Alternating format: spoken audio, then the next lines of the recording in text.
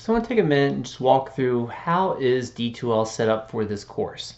So when you log in, and I've got it in student view, the first thing you'll likely do is be logged into this content page that has all the different modules on the side that are open at the time. So right now it's just the overview and week 1.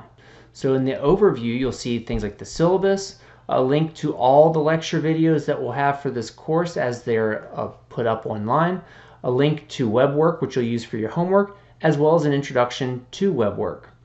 Now, once I finish this video, it will also go in this overview of information. Then what we'll do is we'll go to week 1. In week 1, you'll see a list of all the materials, and more will be added here soon. But what we do is we're going to click on the checklist. The checklist is what allows us to keep track of everything we're doing for this course and helps us keep aligned with what we're doing. And what I've done here is these are the things we want to make sure we do each week, and we do them in the order in which they come up. So read the syllabus. So what I can do, I can click on the syllabus. It opens it up in a new tab. I can either read it here, or since it's a document of either a PDF or a Word document, I can come down here and download it so I have a copy on my computer to read. And that's sometimes a lot easier than reading the preview screen that comes up in D2L. So I recommend using that download as much as possible.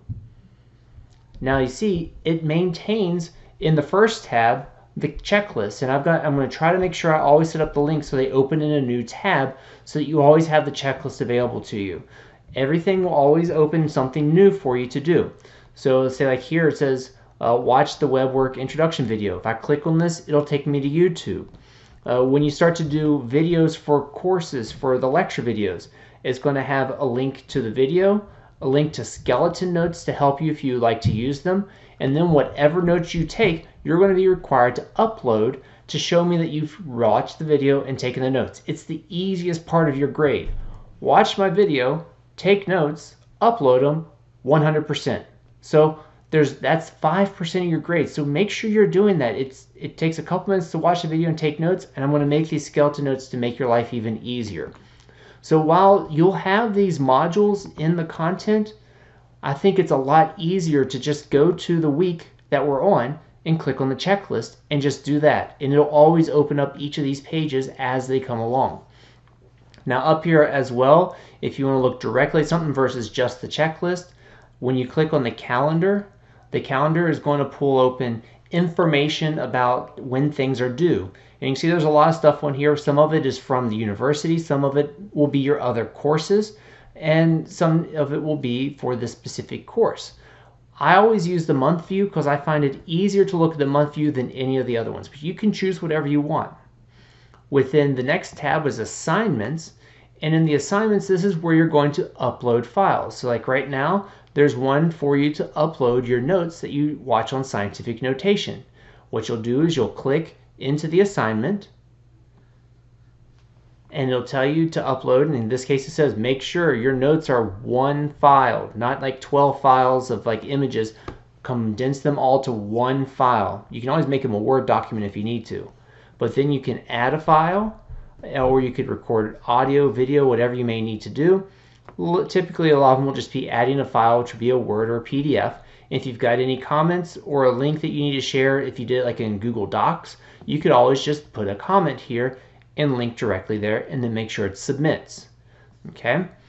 The next one there will be quizzes. I don't have any quizzes in here right now, but likely your tests are going to be created in the quizzes, and I'll make sure beforehand that you know exactly where to look for information whenever we have something for class. If it is going to be in quizzes, it'll be linked in the checklist, and I'll make sure to show you beforehand. And the other key one for you will be grades. I will update your grades on a fairly consistent basis because I want you to know where you stand. This will include things like your homework and your quizzes and your notes. So if you want to know if something's missing or whatnot, you check the grades. Go in there. I will make sure everything is as transparent as possible and keep it as updated as much as possible. But always check your grades. So those are the key parts to using D2L. Everything you need will always be hyperlinked for you to go to within those checklists to make it that much easier and transparent for you to complete your course. And if you have any problems, always come ask me and I will help get you on the right track.